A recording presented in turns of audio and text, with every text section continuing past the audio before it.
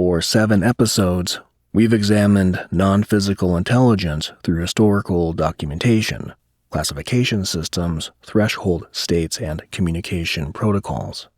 Today, we're applying that framework to the most misunderstood phenomenon in paranormal investigation: haunted locations. After investigating hundreds of alleged haunted sites, after reviewing thousands of EVP recordings, EMF readings, and spirit box sessions, one thing stands out with absolute certainty.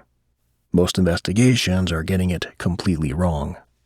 Not because hauntings aren't real, they are, but because investigators don't understand what they're actually encountering.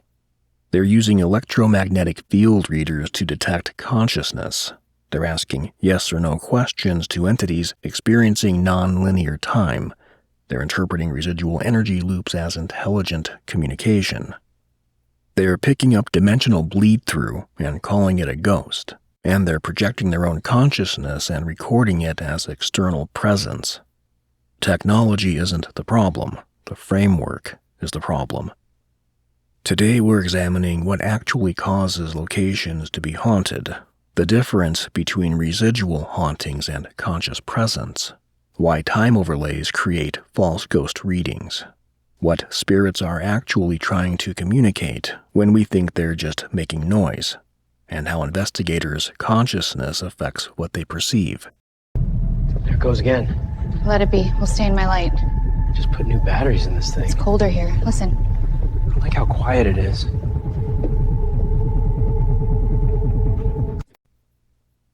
This is possibly going to challenge everything you've seen on ghost hunting shows. This is the Void Experiment. Let's decode what's really happening in haunted locations. EMF's climbing. 4.6. Copy that. Keep it steady. If anyone's down here with us, can you speak into this recorder? 5.1, still spiking. Hear that hum? Yeah, let's hold for a response. Most hauntings aren't hauntings, they're recordings. Here's what happens. Intense emotional or physical events create energetic impressions on physical space. Extreme trauma, repeated action, concentrated emotion, these imprint on the environment. Not metaphorically, physically. Quantum field interactions, consciousness affecting local quantum states, electromagnetic recording, biological EM fields imprinting on environmental materials, morphic resonance, Rupert Sheldrake's theory of form memory in space, and the stone tape theory, certain materials, limestone, quartz, water, holding energetic signatures. The result: locations develop consciousness recordings that play back under certain conditions. This is residual haunting. Characteristics of residual haunts go from no interaction or intelligence, where the entity doesn't respond to questions, doesn't acknowledge investigators, performs the same actions repeatedly. Classic example: a woman in white walking in the same hallway at the same time. Every witness sees identical behavior. There's no variation. That's not a conscious entity. That's a recording playing back. There's temporal loop behavior, where the phenomenon repeats on schedule, same time of day, same time of year, same environmental conditions. Why? Because the recording was imprinted under specific conditions. When those conditions recur, the playback triggers. Temperature drops, humidity level, electromagnetic state, barometric pressure. The environment has to match the recording conditions for playback to occur. And there are environmental triggers, where quartz in walls amplifies effect, water increases conductivity, electromagnetic fields facilitate playback, human bioelectrical fields activate the recording. When investigators enter with EMF readers, cameras, and heightened emotional states, they're creating the exact conditions for playback. Then they record it and think they've captured intelligent communication. No, they've captured a recording playing back because they triggered it, and then emotional signature without current consciousness. Residual haunts feel real. They carry emotional weight, fear, sadness, rage, desperation. But that emotion is part of the recording. It's the emotional state of the original event, preserved in the imprint. The investigator feels it, interprets it as current consciousness. assumes an entity is present and distressed. But there's no entity. There's only the preserved emotional signature. Why this matters for investigators? Well, if you're in a location and perceive presence that doesn't respond to interaction or repeats the same pattern or occurs at predictable times or feels intensely emotional but not personally directed, you're dealing with residual haunting. You cannot communicate with it. It's not conscious. It's a recording. Asking it questions is like asking a photograph to respond. The image is there, but no consciousness animates it. Approximately 70% of hauntings are residual. Most ghost hunting shows are documenting recordings, not entities. They don't know the difference. Now, intelligent haunts are different. These involve actual conscious presence, a consciousness that was embodied, died, and for various reasons remains partially attached to physical location. Characteristics of intelligent haunts are genuine interaction, where the entity responds to questions, not always clearly, not always immediately, but responsively. The response matches the question asked, shows understanding, demonstrates choice and engagement. There is personality and variation, when different investigators get different responses based on their approach, energy, and intention. The entity shows preferences, engages with some people, avoids others, exhibits mood variation, has good days and bad days. That indicates consciousness, not recording. And there's learning and adaptation. Over time, the entity gets better at communication, figures out how to manipulate equipment, learns investigators' names, responds to repeated visits with recognition. Recordings don't learn, consciousness does. And then there are intentional communication attempts, where the entity is trying to convey specific information, not random noise, not just presence. There's a message, a need, a desire to be understood. And this is where investigators fail spectacularly. They ask the wrong questions. Are you here? Can you give us a sign? Did you die in this building? These are investigator-centric questions. They serve the investigator's desire for evidence. They don't address what the entity actually needs. What spirits and intelligent haunts typically want? Recognition that they still exist. They're not gone. They're conscious. They want understanding of their situation. Many are confused. They died suddenly or traumatically. They don't understand why they're still here or what happened to their physical form. They want resolution of existential confusion. Where am I supposed to go? What happens next? Why am I stuck? Connection to the living. They're isolated. Consciousness without physical form, unable to interact normally with the physical world.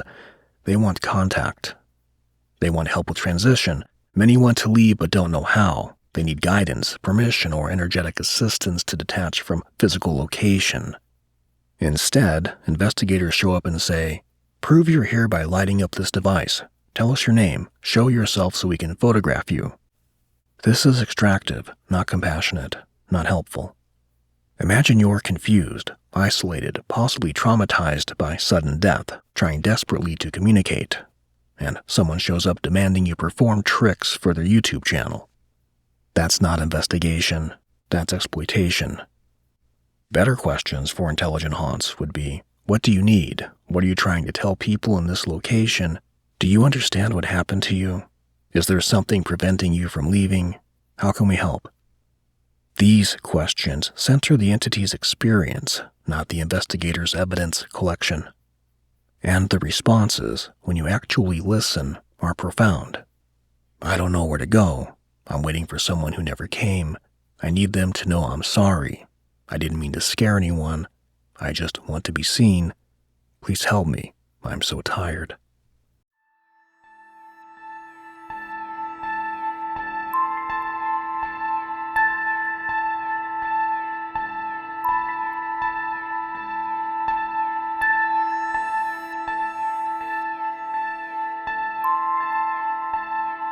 Now we get into territory that breaks most investigators' frameworks entirely. Not all ghosts are ghosts. Some are living people from other time streams that we're perceiving across dimensional boundaries. Time overlay phenomenon. Modern physics particularly block universe theory and eternal inflation models, suggest all moments exist simultaneously. Past, present, future. These are perpetual constructs based on our consciousness moving through space-time. But from higher dimensional perspective, all time streams exist concurrently. Usually, we only perceive our current timeline, but certain locations have thin boundaries between time streams. This creates time overlays. You're in a building in 2025, but you're also perceiving the same location in 1875 or 1943 or 2157. The time streams overlap. You see figures, hear sounds, perceive activity that's happening in a different temporal layer. They're not dead, they're alive in their time stream. You're perceiving them across a dimensional boundary. How to recognize time overlay versus ghost. Ghosts have an awareness of being dead or stuck. They have interaction attempts focused on their current state. There is confusion or trauma related to death, and presence feels disconnected from physical space. As with time overlays, an entity is going about normal living activities. There's no awareness of observers from other time streams. It behaves as if location looks different than the current state, and presence feels fully integrated with their version of the space. Example: you investigate a hotel built in 1920. You see a woman in period dress arranging flowers in a vase. She doesn't acknowledge you. She seems focused on her task. Most investigators would say residual haunt, recording of a woman who worked there. But watch more carefully. Does she move naturally? Does she make small adjustments suggesting active decision-making? Does she react to sounds you can't hear? If yes, she's not a recording. She's a living person in 1920, going about her day. You're perceiving her across time boundary. She's not haunting the location. You're both occupying the same space in different temporal layers, and the boundary between them has become permeable. Why this happens in certain locations? Well, there are geological factors, quartz, limestone, running water, ley line intersections, architectural factors, certain building materials and geometric designs, thin boundaries, electromagnetic anomalies, natural or artificial EM fields affect dimensional permeability. There is consciousness concentration, repeated meditation, ritual work, or intense emotional activity. And there is temporal significance. Locations where major events occurred create permanent dimensional markers. What investigators pick up as evidence: EMF spikes from dimensional bleeding, not entity presence. There are EVP recordings, cross-temporal sound leakage. There are visual phenomena, seeing through to other time streams, as well as temporal fluctuations, energy transfer across boundary. They're recording real phenomena. They're just completely misinterpreting what it means. With implications. When you investigate a haunted location, you might be detecting a recording, residual haunt, or encountering a conscious entity, intelligent haunt, or perceiving living people from other time streams, or experiencing dimensional bleed-through from parallel realities, or projecting your own consciousness. We'll address this next. You need framework to distinguish between these. Otherwise, you're just collecting data without understanding what you're actually measuring. The most uncomfortable truth about paranormal investigation. Sometimes the investigator is creating the phenomenon they're detecting, not deliberately, not fraudulently, through consciousness projection. Here's how it works. The investigator enters a location expecting to find ghosts. Their consciousness is primed for encounter. There's a heightened emotional state, heightened perceptual awareness, hypervigilance, which creates several effects, like projection of expectation, where the investigator's consciousness projects expected entity characteristics onto ambiguous stimuli. Shadow becomes figure, random sound becomes voice, cold draft becomes presence. Not hallucination, actual consciousness projection that can be detected on equipment. Why? Because consciousness has measurable electromagnetic signature. When concentrated expectation projects into space, it creates EM fluctuations. The investigator's equipment picks up their own consciousness projection. They think they've detected an entity. they've detected themselves. And there is collective consciousness amplification, where multiple investigators arrive with a shared expectation. Their consciousness fields reinforce each other. Shared perceptions that feel objectively real. Equipment readings that multiple people witness. Documented phenomena that appears to external observation. But it's generated by the investigator group's collective consciousness field. This has been documented in Philip Experiment, 1970s. A group successfully created a ghost through intentional projection. Tulpa research, consciousness projection creating apparently autonomous entities. And observer effect studies, expectation affecting measurement outcomes. Which brings us to feedback loop creation. Investigator projects expectation. Equipment registers it. Investigator interprets as confirmation. Projects more strongly. Equipment registers stronger signal. The loop intensifies until phenomena feels absolutely real and objectively verified. But it was generated by the investigators themselves. How to prevent this? There are blind investigation protocols. Some team members don't know location history. There's meditation before investigation to clear consciousness and reduce expectation of projection. There are control readings. Measure baselines before announcing haunted status.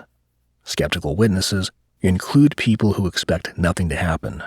And post-investigation analysis reviewed what was expected versus what was actually detected. This doesn't mean all paranormal investigation is invalid. It means investigators need to account for their own consciousness as a variable in the phenomenon they're studying. You're not a separate observer. You're a participant, and your consciousness affects what you detect. Medieval grimoires knew this. That's why preparation protocols emphasize clear thy mind of expectation, approach with sovereignty but not desire. Let the spirits reveal themselves, rather than projecting thy imagination upon them. Modern investigators ignore this entirely. Then they produce evidence that's completely contaminated by their own consciousness projection. This is why serious paranormal research requires a rigorous methodology. It requires consciousness training and an ability to distinguish between projection and genuine encounter, and to have humility about limitations. Most investigators have none of these. This is the void experiment, where we explore consciousness at the edge of form. Haunted locations are real, but they're far more complex than ghost hunting shows suggest. 70% are residual recordings, no consciousness present. 20% are intelligent haunts, actual conscious entities needing help, not exploitation. 10% are time overlays, dimensional bleed-through, or investigator projection. If you investigate, learn to distinguish between these categories. Ask better questions centered on entity needs, not evidence collection. Account for your own consciousness as a variable in what you detect. Approach with compassion for any conscious presence you encounter. Use protection protocols before entering charged locations. If you're experiencing haunting, determine what type you're dealing with before attempting intervention. Residual haunts can be cleared energetically. They're not recordings, they're beings. Intelligent haunts may need compassionate assistance with transition. Time overlays aren't hauntings, just dimensional permeability in the location. The spirits trying to communicate aren't performing for cameras. They're conscious beings navigating confusion, isolation, and existential crisis. Treat them accordingly. In the next episode, advanced protection for investigators and residents, how to clear residual energy, how to assist intelligent entities with transition, when to call in experienced help, and why some locations should never be investigated by amateurs. If you're serious about understanding hauntings beyond entertainment, subscribe. Welcome to the void. The locations are charged. The entities are real.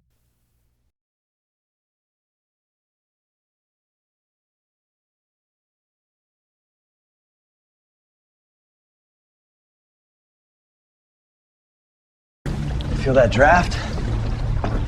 Thought this place was sealed. Yeah, could be another opening below. Keep your light low. Got it. Whatever's down here, I don't want it knowing we're coming. Too late for that, maybe.